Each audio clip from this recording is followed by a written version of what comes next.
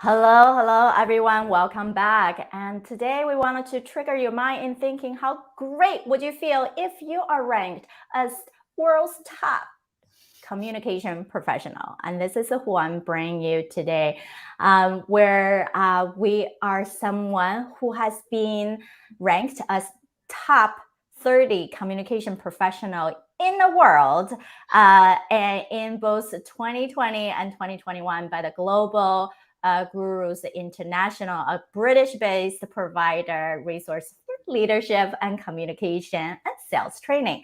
So Eileen, thank you so much for being here. She has been devoted her life work being best publishing author. She's coming out with her 8th book. And since the 1980s, she has been helping organizations and individuals transform the life of their business and the business of their life through conversations that matter and connections that count.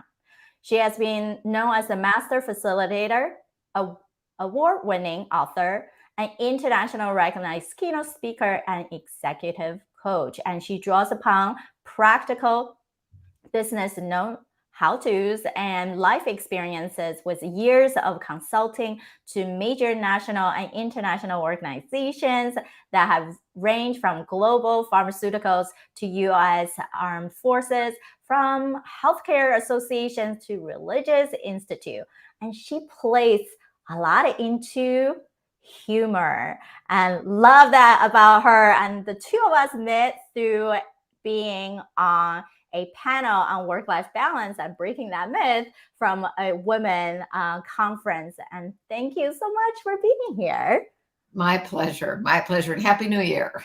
Happy New Year. Yes, as we kickstart the year, and for everyone who's joining us, we want to talk about communication because we all speak, we all listen, but how are we understanding each other and what are we really listening to is so crucial. Doesn't matter if you're dealing with clients, your team members, or even your loved ones. So would you like to introduce yourself more? What's that journey like? How did you figure out that you love talk about communication and being a award in this field and being ranked so many years? Well, I've been doing this for, I won't even tell you how many years because I don't think I'm that old. So I don't know how that happened. It's just a fluke of nature. But communication has always been a center for me. When I was in high school, I was very shy. I'm small. I was the runt of the litter. I was the last one picked to play on any PE team. And in sophomore year, my world history teacher said, "You're going to stay after school." I said, "What? Why?" I mean, it was a good teacher. She said, "I want you on the debate team." No, I can't do that. She said, "Yeah, you show up." Well, if you had Sister John Margaret as your teacher, you would show up. And I ended up on the debate team, on the extemporaneous team, on the oral interpretation team. And that ability to communicate drew me out of my shell, but also gave me a good understanding, a beginning, if you will, to the value of really thinking clearly, being able to speak articulately. And as you said, Sabrina, so wisely, I'm learning as I age, there's a difference between hearing and listening. Yes, we always thinking about we listen to what other people say, but a lot of time I believe we already have so many thoughts that's just going at it and get so exciting just to respond, but not really hearing what people are trying to tell us. So without that piece of active listening, or some people saying strategic listening, then we're just keep constantly spilling out information, but it's so disconnected.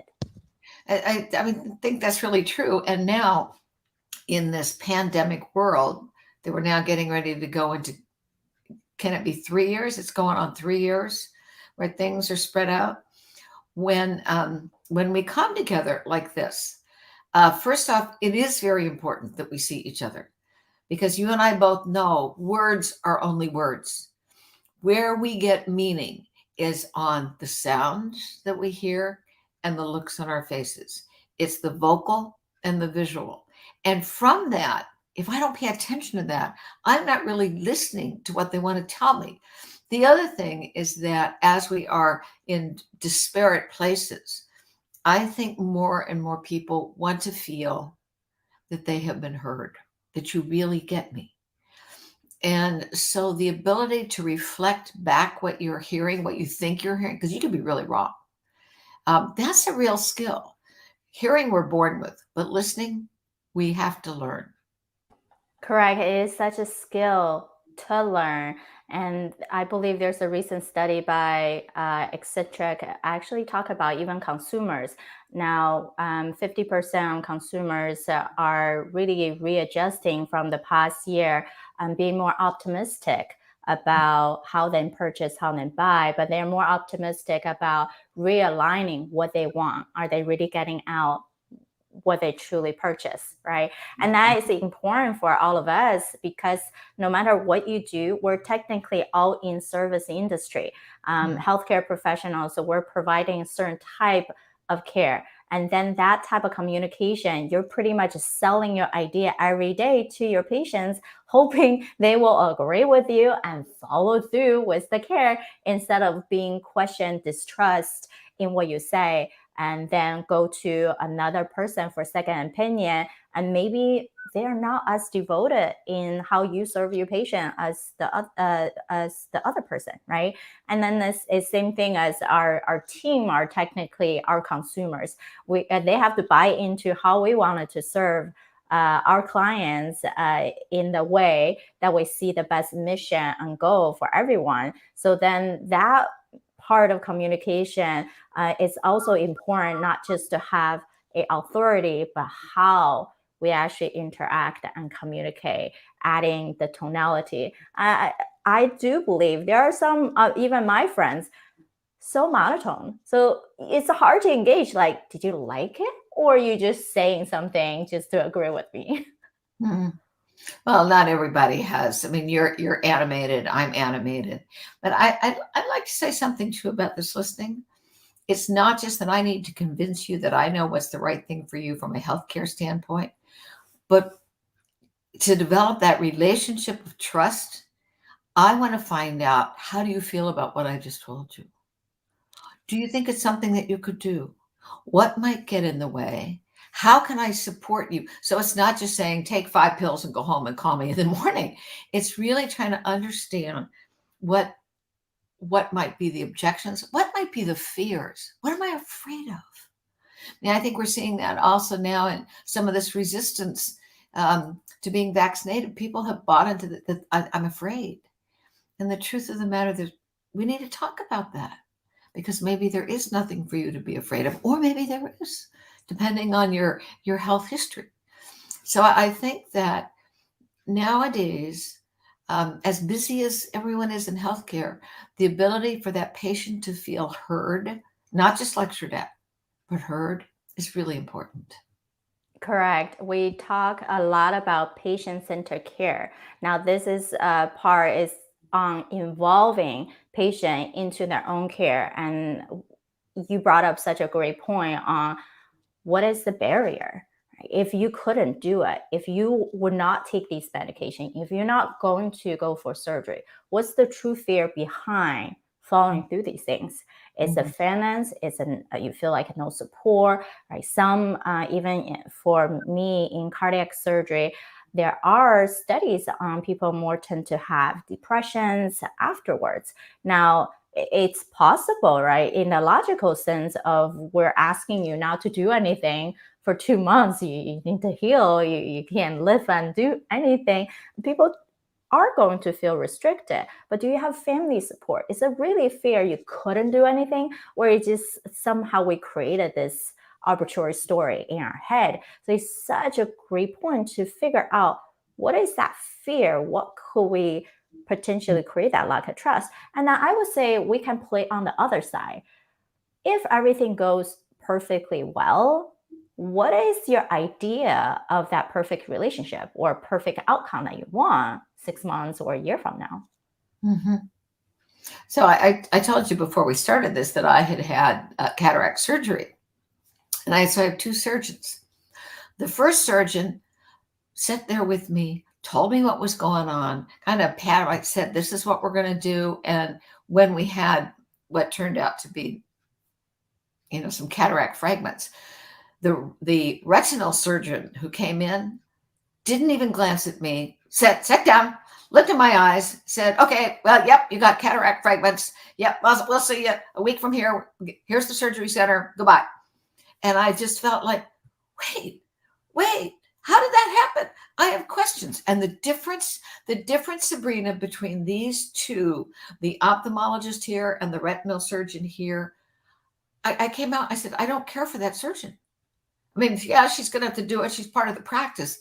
But she acted like I had about much as personality and attention as this pen. And the difference was very telling. I so agree with you. I had so many patients like, wow, I never heard as much as you explain in details ever. And some nurses will be standing in the room with me and listening. And I think that extra few minutes of just simply being human is actually not even playing into empathy. I just simply add something more that what I felt the patient will have questions or worry. So I preemptively answered it.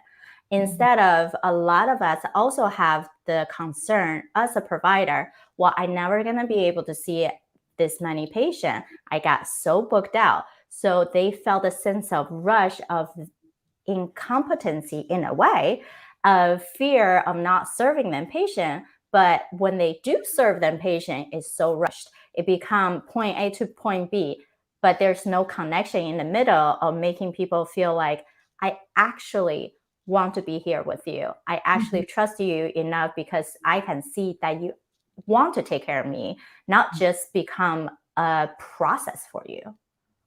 So when we do the numbers game, how many can I see in an hour?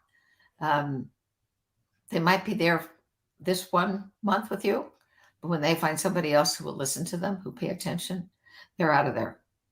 So short term, it might look like you're just cranking it up. But my sense is that most people who get into healthcare didn't get in there to check off the numbers. And I saw 500 this month. They got in there because they really cared. And the system sometimes can make them cynical. You're only going to pay me if I do this amount. And so this is where the whole internal listening to yourself. What is it that you as a provider want? Why did you get this field? Exactly. And it's that asking yourself that question, what's the value of me as a person, as a provider, as someone else's daughter, son, someone else's parent? So if you are in that shoes, then you're no longer chasing numbers, but how to see a long-term vision for that patient, that family that will continue to come back to see you, and not just, well, I'm just going to see them one time, I fixed it, and they're gone. And if we are constantly in the playing the short-term game instead of long-term game, we'll miss out a lot of more opportunities and constantly have to feed into, oh my gosh, we needed to attract more people to us. And that's actually creating fear. Yeah. Yeah, I agree with what you said. I think right now we're in this crazy environment in which it's hard to step back. But I think the times in which we can, when we are with another human being, whether it's like you and I are looking at each other right now, but we're with each other. And we will resonate with this. I have a wonderful young man he's from Brazil, lives out of DC, and he has become, we met online because I did a podcast for him. He does my videos. They had their first baby on February 19th. I helped name that baby. I have never met them in person. We have done everything online. I am Auntie E. Let me tell you about this adorable baby called Catalina. She's beautiful. I sent her first stuffed animal. So you can even create relationships just because you take a little bit of time. And I teased Thiago. I said, you know what? You're my brother from another mother. That's the way it goes. Exactly. No matter how you create relationship, and even during pandemic, especially in the early stages now, or yes, third year, but early stages, people feel like, oh, yes, I don't see my social life. It just been so cut. We can't see each other. But people haven't think outside the box. How else you can communicate, right? You can call, you can text, you can be proactive, not wait for someone to reach out to you, but make the point of saying, hey, even the best friends from college who you haven't seen for years, make a Zoom call, make a video chat, whatever that feeds you. Yes, we are all busy, but there's a way to reach out. So that goes, I believe, correct me if I'm wrong, both from your family, your friends, and also your team. How are you Mhm. supporting them? It's Mhm. no longer just, oh, we have a system, we optimize the system, let's run it, let's see where our revenue goes. But we're still human behind all these processes. Well, one of the things which Vivek Murthy, who is our Surgeon General now, um, who was also the Surgeon General under Obama, he's a wonderful man, and he wrote the last book that he wrote was talking about loneliness, and loneliness being as dangerous as if you sat there and smoked a pack of cigarettes a day. And so he purposely, at least initially, when they could see each other, they wouldn't have a meeting just to go, okay, do this, this, this, and this. What they would say is, tell us something about wonderful that happened to you last weekend, or what's your favorite vacation place. He would have conversations before they got into the nitty gritty that said, who are you as a person? And I mean, when I wrote my book, I mean, the whole thing about burnout to breakthrough is that we need those relationships, because loneliness, particularly now, can be deadly. Yes, for sure. And I believe one thing that I talk about a lot is that networking piece. And, not just because you have a great title, people come to you, not just because you're that subspecialty doctor or specialize in this chiropractic or healing, that people just automatically attracted to you. We still Mhm. have to be able to reach out, to have that specific message that connect with people, Mhm. and that takes extra effort. And that's it, learning, right? To show up, not just saying, well, I'm here, but it's how do you appear to other people that they automatically want to attract to you like a magnet. So I love what you're saying. Like, first is knowing your value, knowing who you are, and then you can act in that way instead of chasing by number and feeling the pressure about the system in itself. And then it's understanding we have to reach out, and then the way of active listening, not just listen for what other people say, but you need to be able to ask the questions of what the barriers are, what they really want. Yeah. What else do you feel like in these leadership position, where even from our practitioner with patient, that you see could also be optimized? Well, I think first off, it's a very deliberate intention. You know what my intention is, and part of that intention is to imagine yourself as this little ghost that stands by the side and watching this interaction. And what would the little ghost say about that interaction? And it actually also means to naively listen, which means I don't listen for how I can respond and be right and everything. It is more of telling me more. And I think also no one person has the answer. The answers are among all of us. And so the more I can engage my team, my colleagues, and tell me what you think. Is there another way to do this? We're going to find all new ways to deliver some of the services that we do. But we have to think very creatively, which means I don't have to have all the answers. Correct. It's about being so curious of what is going on out there. Mhm. What's the other person going through? And then while we're being curious, it's not really about solving the problem in itself, but not even judging the whole situation, and just like, I'm just here to learn about it. And so then we become someone who position ourselves to be in the presence of learning and not start judging what's right, what's wrong. You know what else I think, and it got me when you said that, is it also means that we are vulnerable. And by vulnerable, I mean admitting that I got no clue what's going on tomorrow. All I know is what we have to do today. Or I don't think I can work at this pace. I need to pull back. And I'm the leader and I need to pull back. When you admit that you are confused, you're scared, your kids don't see you enough anymore. They want your ID before they open up the door. They don't open up the door to strangers because you've been gone for so long. I mean, it's sharing that humanness, that vulnerability, just like me telling you that I had this eye surgery. I mean, in a way that makes me vulnerable because it's saying I am not a perfect human being. I have nothing in here because I can't see.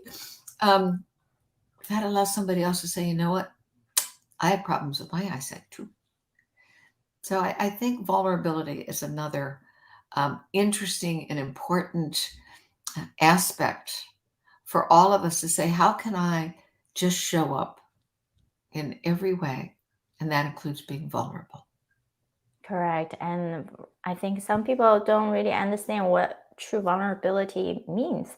And it's not about showing the bad, ugly, and everything. It's just simply being yourself and sharing things without feeling like someone needed to judge you, someone needed to question, because I'm comfortable enough to say, this is me.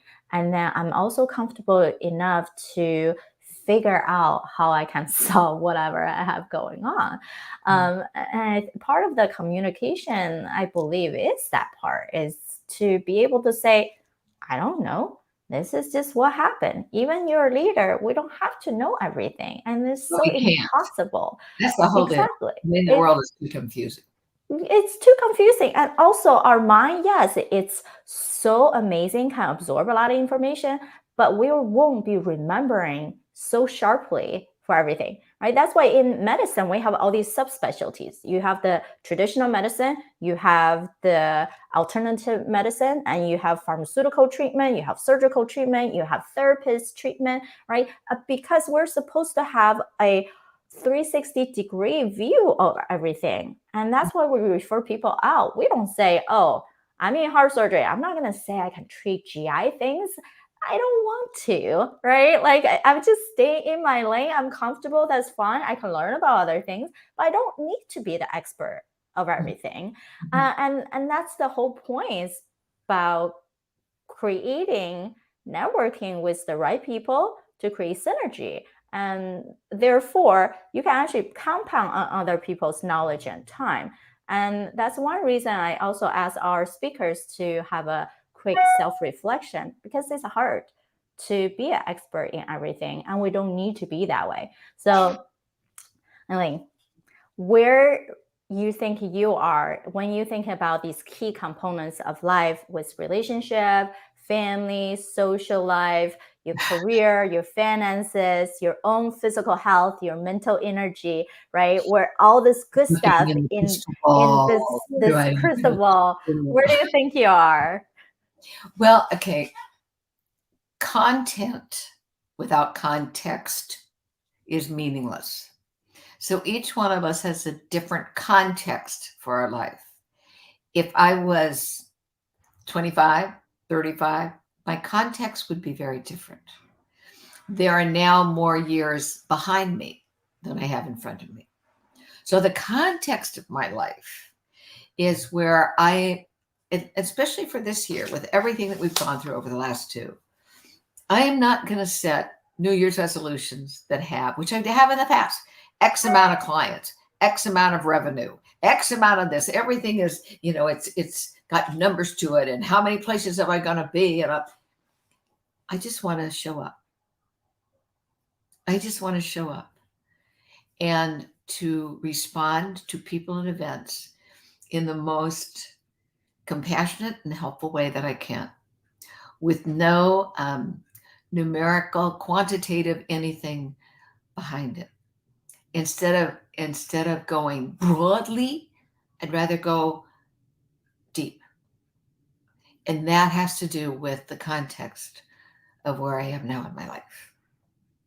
That's amazing. I think one of my coaches, Darren Hardy, recently have said that there's a difference between want, need, and necessary, right? And then we could do so many things. Everybody can say meditate more. Everyone say you got to have this kind of revenue. Everyone can say so many things, but is it really true of what we want?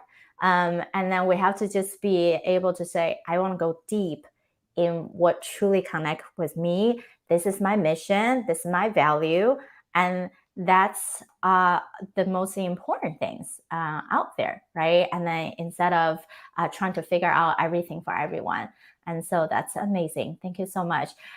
We know you've been writing books. You have a burned out book that came out. You showed us recently. Can you tell us where can people get that book, and then how else they can connect with you and learn more about communication? Thank you so much. Well, first off, I'll hold up the book, Burnout to Breakthrough. You can get it on Amazon. If you can spell my name, you can find my books on Amazon. You can also come to my website for that. In fact, that is the best way for you to get in touch with me, is go to my website. I've made it really easy. There's no hidden agendas. It's just, contact me. There it goes. Here's the email. Here's the phone number. So as long as you can say Eileen McDargh, you can find me, eileenmcdargh.com. Email me, Eileen@eileenmcdargh. I decided, why don't we wrap everything up in mystery? I am who I am, and I am out there. And when you come to the website, though, if you feel so inclined, you can sign up for my e-zine, which comes out once a month, and I try to make it useful and short because we don't have a lot of time. And then I write a weekly blog, which people can find. But we'll make it really easy to communicate and to connect with people who want to. Amazing. Thank you so much for everything that you do for us in healthcare and beyond, for all the leaders, for how we truly need to connect and just simply being you. And we are grateful. And thanks everyone who listening, whether you're watching this live on any platform you're watching this or listening on the podcast. Love for you to leave a comment, review, a feedback, so we can be here to best serve you. And anybody who just want to chat with me, go to my website, sabrinarunbeck.com, and grab a coffee chat with me. I would love to learn what are the amazing things you did for the past year, anything you're looking forward to the next year. And we will looking forward for you guys joining us next week for another episode. Any last words? No, other than be safe, be well. Exactly. Yes. All the best, everyone. Bye-bye. Bye.